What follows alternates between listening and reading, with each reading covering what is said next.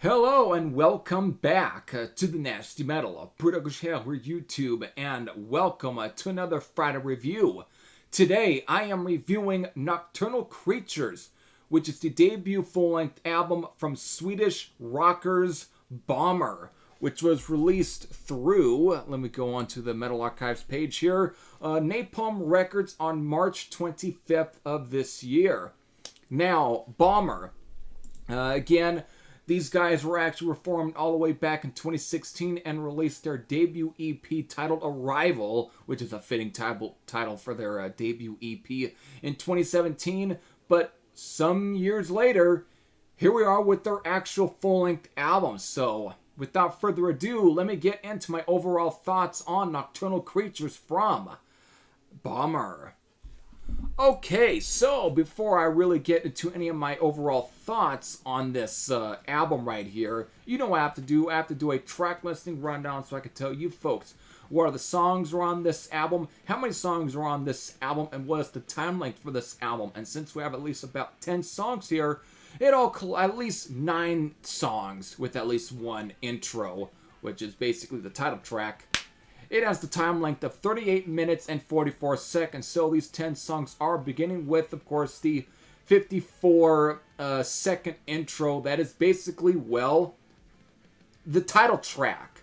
Then, of course, we get into Zarathustra, Fever Eyes, A Walk of Titans, parentheses, Hearts Will Break, Black Pants Magic, The Tiger, You've Got Demons, Hungry for Your Heart, Cassiopeia is actually, I believe, is the best way to pronounce this track, and of course, with Aura.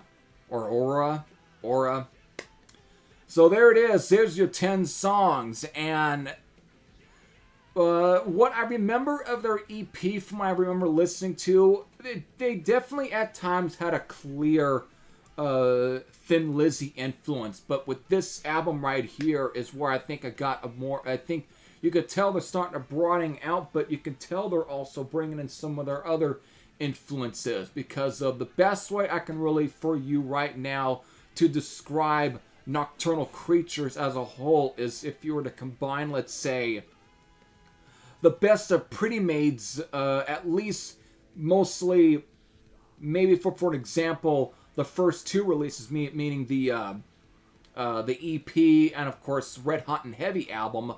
Then, of course, take at least Thunder and Lightning from Thin Lizzy, and of course then throw in at least the first 2 releases from Europe. That's, if you were to take all of that, throw it in a blender, you basically get Nocturnal Creatures from Bomber, because that's the best way I can really describe it. It's got the almost very metallic, almost very melodic metal sort of leanings of at least Pretty Maids in the early days, whereas also combining the more, I guess, the straight up what's the best, say, even more melodic, the more I guess it's like catchy vibes and stuff of Thin Lizzy, the more hooks and stuff, but again throw in at least a little bit of the whatever at least Europe originally had in their early days before all the Final Countdown shit and everything. That's the best way I can come up, and that's really heard, let's say, for an example, in songs like A Walk of Titans, parentheses, Hearts Will Break, Black Pants Magic, You've Got Demons, and of course The Tiger. The Tiger on one is actually one of the more galloping songs on here that really has the best sort of almost Pretty Maids influence here. This one I really can draw where it could have easily been on, let's say, albums like, for example, Red Hot and Heavy. It really fits like it could have been on any of that. Some of these songs would have fit really perfectly on an album like Red Hot and Heavy. Hell, the singer and guitar player on the album, which I am very much correct, Anton Scold, he reminds me a lot of times of Ronnie Adkins of Pretty Maids. He's got a very distinct sort of voice that is very comparable to him than, let's say, like a Phil Lynott, and everything. So he's very much like that, or less of, names are slipping my brain these days, but the guy of Europe. Again, he's more comparable to a guy like Ronnie Adkins. But there's still, but again, there's definitely a lot of melodic songs. There's not really very many stuff that might come across as pure ballads, but they are always crafted in a way that comes across as very, very melodic, but still has a great hook to them. And the way they also begin, some of these songs begin, with very almost clean, very almost, you might think you're going to almost be taken on more of a proggy kind of trip in a way, at least more so by 80s sort of standards. But again, by the time they really get into to at least any of these songs, it all comes across as still very, very guitar-driven, but still has a quite clear, very well-crafted melody.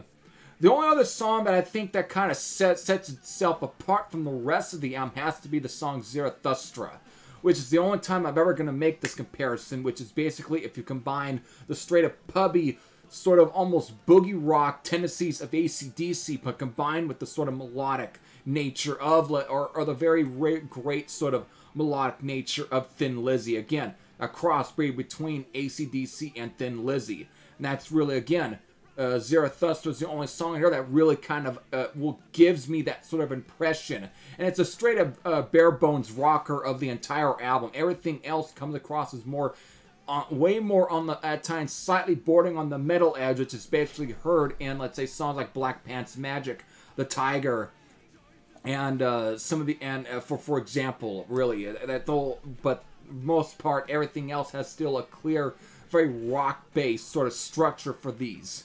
But still, there's really nothing here I can say that's actually bad at all. Everything is still very well crafted. I mean, again, just also listen to a song like A Walk of Titans. It still is probably easily one of my favorite songs off of here. Fever Eyes, that probably is some more closer to the more straight up Thin Lizzy sort of formula in a way. I mean, you get plenty of some of those that might come across as that, but Fever Eyes is probably the one that really kind of gives across that, but still, I can't help but also make comparisons to Pretty Maids, but for the most part, the clear sort of Pretty Maids influences are really heard in songs like A Walk of Titans, Black Pants Magic, The Tiger, and some of the other ones here.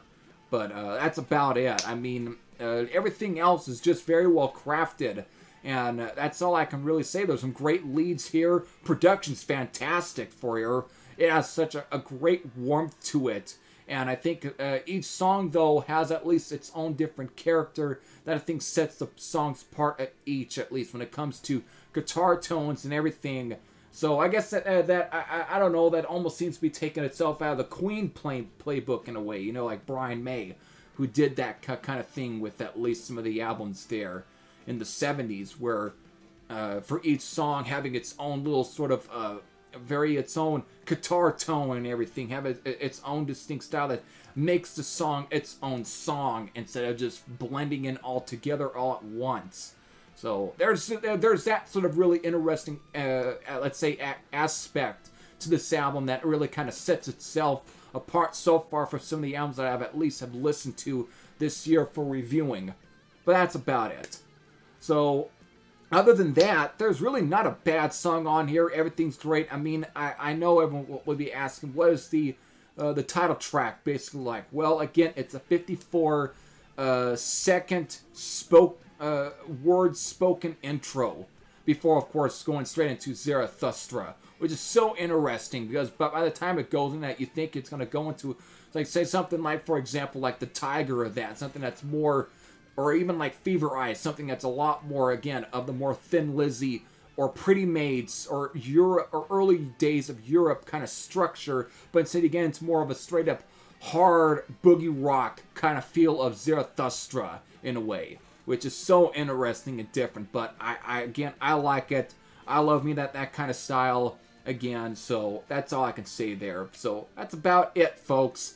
There's my overall honest, at least, overview, I guess you can say, of Nocturnal Creatures by Bomber here. And as far as my rating here, I'm giving it a 9.05 out of 10.